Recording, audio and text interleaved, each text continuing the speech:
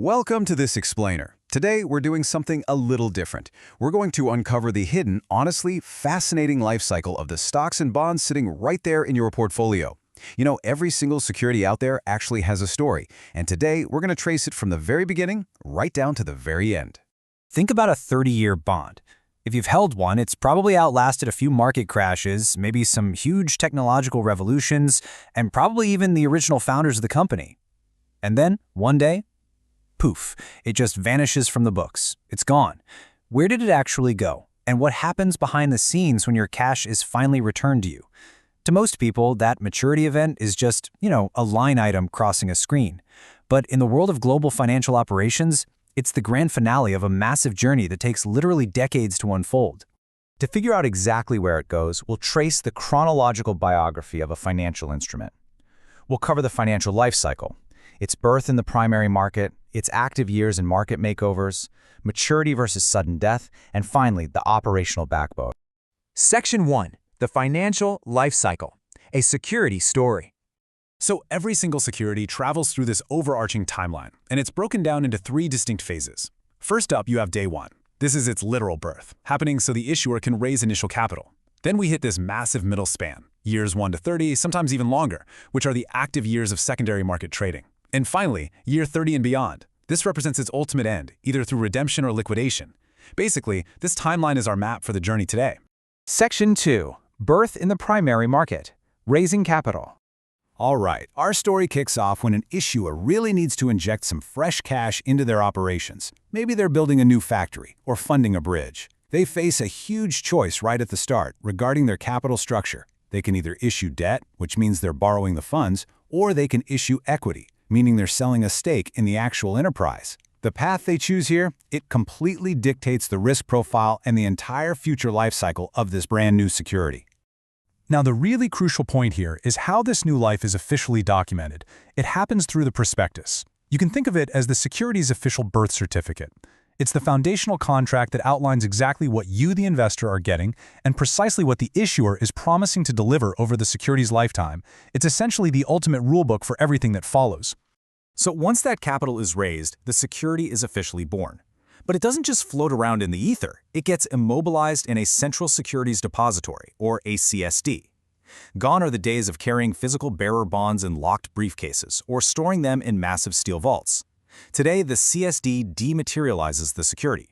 It allows the instrument to live entirely as a secure, electronic, paperless ledger entry for safekeeping as it preps to enter the real world. Section 3. Active years and market makeovers, the secondary market. With the initial capital raised, the security leaves the nest and enters its active years. Welcome to the secondary market. This is the arena where you and I usually spend our time trading on our brokerage apps. Out here, the instrument might change hands thousands, even millions of times over the decades.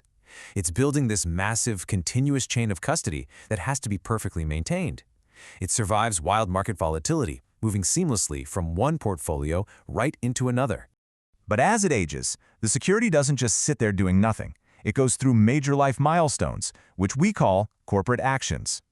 First off, you have dividends and coupons. You can think of these like regular birthday rewards for whoever happens to be holding the security at that time. Then you have stock splits and consolidations. These are essentially visual makeovers, where the issuer adjusts the number of shares and their value just to make them more attractive to new buyers. And sometimes, a security undergoes a total transformation. Take convertible bonds, for instance. They can literally flip their financial DNA during their life cycle, transforming completely from a debt instrument into equity shares. Pretty wild, right? Section 4. Maturity versus sudden death, the end of the life cycle. Eventually, every story comes to a close, but how a security's life ends depends entirely on its asset class. On one side, debt securities generally enjoy a really graceful, planned exit when they hit their maturity date. The issuer essentially says, hey, thank you for the loan, they pay back the original par value, and the bond is officially canceled and removed from the CSD. On the other side, equity has no set maturity date. The share can theoretically live forever. But if the underlying company goes bankrupt, the security faces a sudden death through liquidation. And in that absolute worst-case scenario of a hostile liquidation, a very strict pecking order comes into play for whatever cash is left over from selling off the company's assets. Bondholders and creditors, they get to stand right at the front of the line to recover their money. Ordinary shareholders, though, they are shoved to the absolute back of the line. They are usually the very last to see a single cent if they see anything at all. It's a pretty stark reminder of the very real risks tied directly to the type of security you own. Section 5. The operational backbone, managing the journey. Behind every single stage of this living timeline, from birth through every single trade, every corporate action makeover, all the way to its final breath of redemption, there is this incredibly rigid operational machinery at work. Managing this life cycle is far, far more than just simple data entry. It requires exact, meticulous tracking of every single entitlement.